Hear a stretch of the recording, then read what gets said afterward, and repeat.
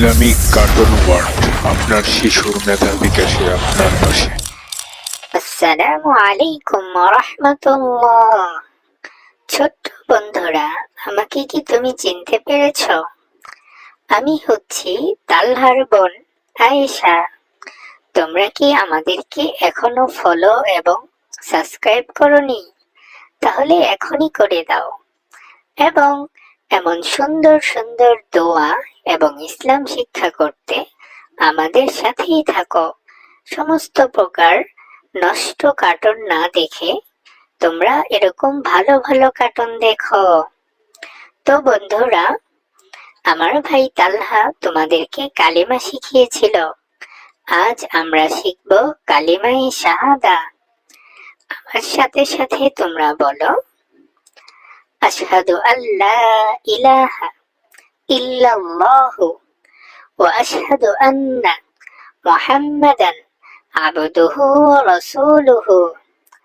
অর্থ, আমি সাক্ষ্য দিচ্ছি যে আল্লাহ ছাড়া কোনো সত্য উপাস্য নেই এবং আমি আরো সাক্ষ্য দিচ্ছি যে হযরত মুহাম্মদ মুস্তাফা সাল্লাল্লাহু আলাইহি ওয়াসাল্লাম তার বান্দা এবং রাসূল। এই কালিমায়ে শাহাদাতের মাধ্যমে জান্নাতে প্রবেশের সুসংবাদ রয়েছে। হাদিসে এসেছে, যে ব্যক্তি সাক্ষ্য দেবে আল্লাহ ছাড়া কোনো সত্য ইলাহ নেই, তার কোনো শরীক নেই এবং মুহাম্মদ সাল্লাল্লাহু আলাইহি সাল্লাম তার বান্দা ও রাসূল, আল্লাহ তাকে তার আমল অনুযায়ী জান্নাতের ৮টি দরজার যে কোনো একটি দিয়ে প্রবেশ করাবেন। সহিহুল মুসলিম, হাদিস নং ২৮। যে ব্যক্তি আন্তরিকভাবে লা ইলাহা ইল্লাল্লাহ বলবে, সে জাহান্নামে চিরস্থায়ী হবে না। ইসলামে প্রবেশের মূল ঘোষণা এটি।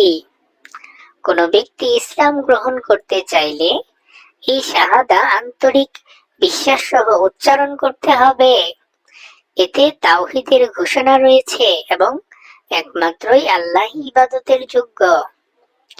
রাসূলুল্লাহ সাল্লাল্লাহু আলাইহি ওয়াসাল্লামের নবুয়ত এবং রাসূলের স্বীকৃতি রয়েছে এখানে। এই কালিমায়ে শাহাদা শুধু মুখে মুখে বললেই হবে না, এটি হৃদয়ে বিশ্বাস করতে হবে এবং সেই বিশ্বাস অনুযায়ী জীবনকে পরিচালনা করতে হবে। তো আল্লাহ তাআলা আমাদেরকে এই তৌফিক দান করুক। তো বন্ধুরা, আজকে আমরা এটা শিখলাম, আগামীতে আমরা আরো ভালো ভালো জিনিস শিখবো। তো তোমরা ভালো থাকো, মা বাবার কথা শুনবে, মন দিয়ে লেখাপড়া করবে। আল্লাহ হাফেজ।